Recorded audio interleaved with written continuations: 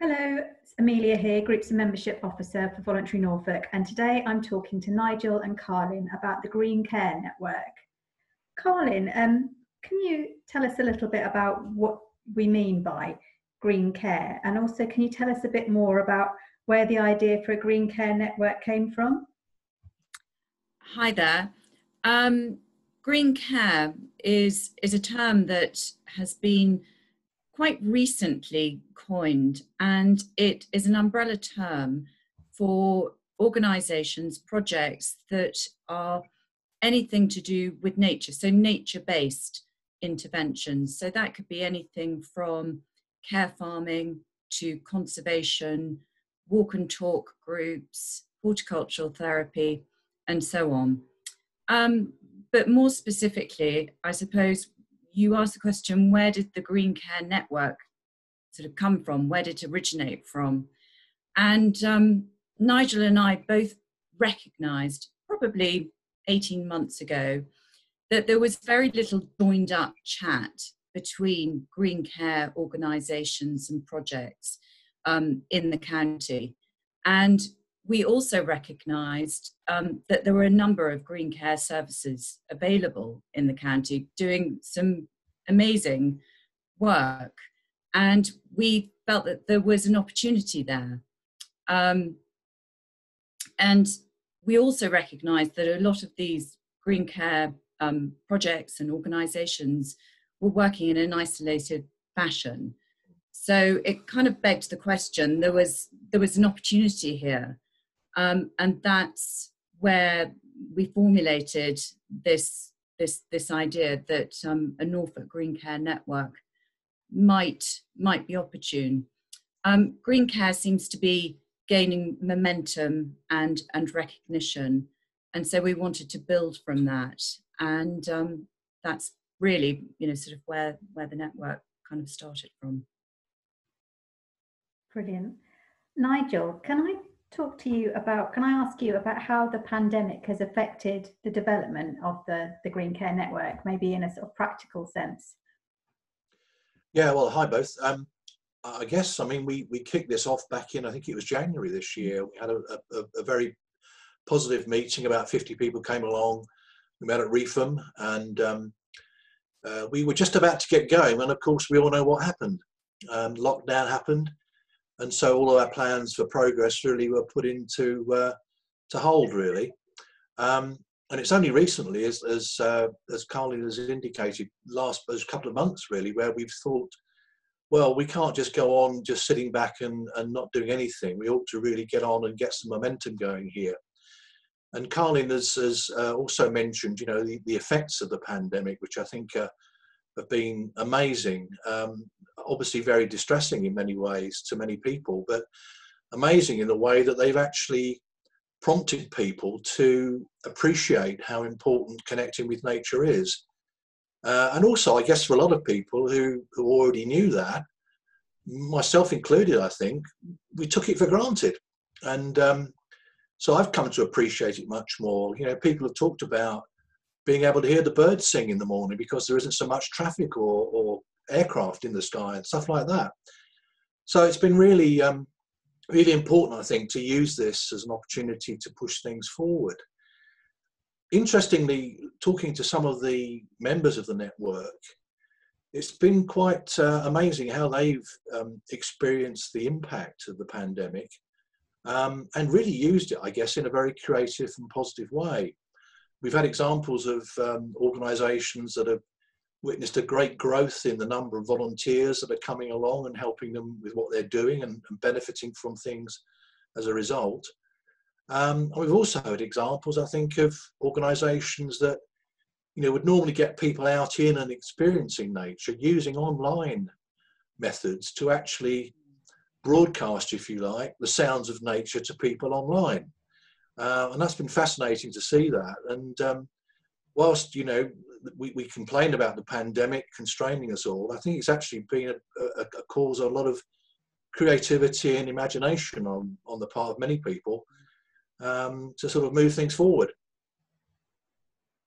So sort of just practically, I think you've held meetings on Zoom, but you've also sort of tried out some socially distanced meetings as well, meeting in person. Do you think meeting in face-to-face, because of the sort of whole theme of the Green Care Network, would you say that's quite important, having that Absolutely. element?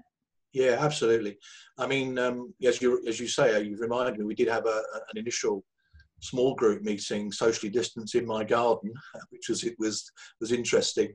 And you know, we got so far, but you know, we really do need to come together face to face in order to communicate properly. Zoom is wonderful, and there's no substitute, in my view, for face to face contact, really. I've found that in some of the work that we do. Actually, we had an opportunity at the end of June to open our doors again, and being able to see clients face to face, it was such a positive thing for them, and you know, they really appreciated it and said there's no substitute for seeing people face to face. And was that at the Nurture project in Holt? Yeah. Yes, Amelia, we're very close to Holt, but we're sort of, yes, between Holt and Fakenham. Yeah. I think we've sort of touched upon this already, but can you think of any other ways that sort of the ways that maybe the pandemic has sort of changed your way and the way you're approaching the Green Care Network? Have your plans changed from January to now, other than just practically and the sort of constraints we've already talked about in terms of Zoom? But do you see that the Green Care Network maybe has a different role now to play? I think you're probably better placed to answer that question. Okay, well, have a go. I mean, I think I've sort of touched on it already, which is, I think there's a groundswell, if you like, of interest and a wish to get involved with nature much more on the part of many people, and that's really the wave I think we've got to ride on. You know, there've been some very interesting developments recently. The government, as you probably know, has announced a pilot scheme to promote green social prescribing. You know, and for those that don't know, that's all about trying to, if you like, relieve pressure on the NHS, but also to give people alternatives or complementary options to conventional medicine. So, you know, the government is behind this as well. And I think for us, it's a case of, with all the constraints that obviously the current situation brings, finding a way forward that we can just keep this momentum growing and start the process of really getting the many great projects that are out there connecting with each other. And the website which we've developed, I think, is one, you know, start in that way. We've already got a large number of organisations and projects describing what they do and where they do it and how to get further information on the website. And that's already proved to be valuable because, you know, I know of cases where people have said, oh, it'd be great to meet up with you or to find out more about what you're doing. So, you know, getting that connection going between projects and the scope that brings for innovation, for mutual support, and also for, you know, promoting each other, if you like, I think is great. And I think that's been sorry to interrupt you, sorry Amelia, but I think the website has been a very effective tool, given, you know, the constraints that we've been able to work within. So I think that's been an excellent platform as a starter. So anyone watching this, that, you know, what you just said about the sort of benefits of sharing information, it doesn't matter if you work in Green Care, but if you're a community group or a voluntary organisation, you know, you can learn from that the benefits of just having a network and being able to sort of share problem solving and you know, useful information and possibly develop collaborations. I think there's lots of people coming from that.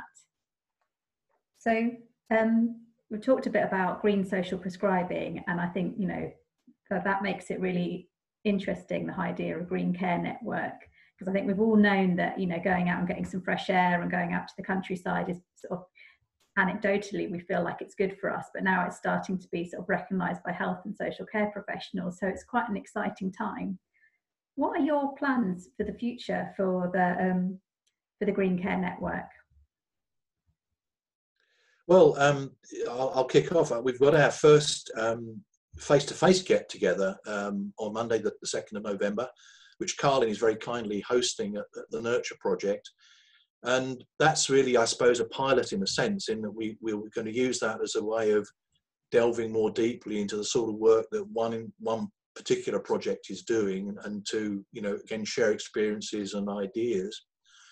But also that's an opportunity, obviously, at the moment, a relatively small number of people to contribute to how we go forward from here. Our focus, I think, is very much on the next 6 months or so, and who knows, what the constraints are going to be during that period. But I think we're going to push on with the online presence, hopefully going beyond a website to having webinars or training events of some sort, depending on what demand there is for that.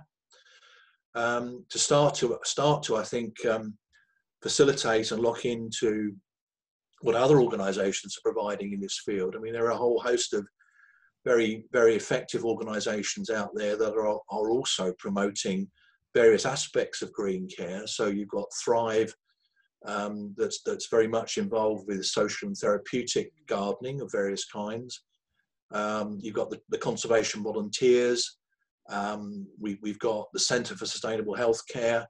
These are all organisations that are producing an awful lot of very good training and support material. And dare I say, your own organisation, Amelia, Voluntary Norfolk, Community Action Norfolk, more locally, doing very similar things. And I think it's about us facilitating connecting with that as well. Well, I think that's a good place to end it, talking about connection.